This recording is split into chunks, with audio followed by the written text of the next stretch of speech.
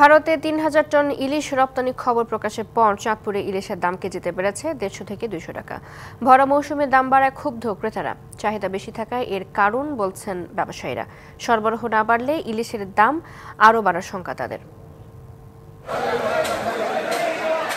২০১৮ সাল থেকে প্রায় প্রতি বছর দুর্গাপূজায় ইলিশ পাঠানো হয় ভারতে।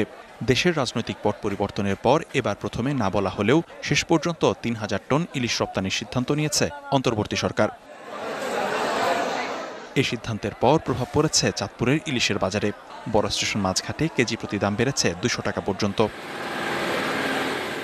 ২ দিন আগে ৮০০ থেকে ৯০০ গ্রাম ওজনের ইলিশ ১৬০০ টাকায় বিক্রি হলেও এখন ১৭০০ টাকা, আর ১ কেজি ওজনের ১৭০০ টাকার ইলিশ এখন বিক্রি হচ্ছে ১৮০০ থেকে ১৯০০ টাকায়। এতে মিশ্র প্রতিক্রিয়া তৈরি হয়েছে ক্রেতাদের মাঝে। ইন্ডিয়াতে দেওয়াতে মাছের দামটা বাড়তে হচ্ছে। আমার মনে হয় ইন্ডিয়াতে মাছ না দেওয়াটাই ভালো। দিচ্ছি ঠিক আছে, আরো পরে দিলে ভালো হইতো। যদি রপ্তানিটা বন্ধ করা হয় আমার মনে হয় যেন দাম কিছুটা কমবে। যেভাবে মাছের দাম ৬৫% পর্যন্ত বিদ্যুৎ বিল সাশ্রয় করে আপনাকে রাখে প্রশান্তিতে। ওয়ালটন ফ্যান হাওয়া বদলে দেয়। আমরা কিনার মতো আমাদের সমর্থ হইতেছি না। ব্যবসায়ীদের দাবি, ভরা মৌসুমে অন্যান্য বছর ঘাটে ২,০০০ মনের বেশি ইলিশ এলেও এবার তা দাঁড়িয়েছে ৫০০ মনে। আর চাহিদা বাড়ায় প্রভাব পড়েছে দামে। এমনিতে মূলত চাঁদপুরের মাছ হচ্ছে কম, তারপর আবার ইন্ডিয়াতে রপ্তানি করবে, এই কারণে পার কেজিতে ১৫০ টাকা কেজি প্রতি বেড়ে গেছে।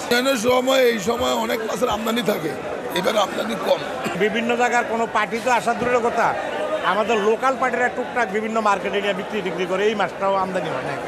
সরবরাহ না বাড়লে ইলিশের কেজি ২৪০০ থেকে ২৫০০ টাকা হতে পারে বলে শঙ্কা ব্যবসায়ীদের। বর্তমানে যে পরিমাণ সরবরাহ সেটা চাহিদার তুলনায় অনেক কম। এই পরিমাণ সরবরাহ যদি থাকে তাহলে দাম বাড়ার সম্ভাবনা খুব বেশি। চাঁদপুর থেকে ভারতে সরাসরি রপ্তানি করেন এমন কেউ না থাকলেও নিবন্ধিত প্রতিষ্ঠান সংশ্লিষ্টরা ইলিশ সংগ্রহ করছেন এ জেলার মাছঘাট থেকে।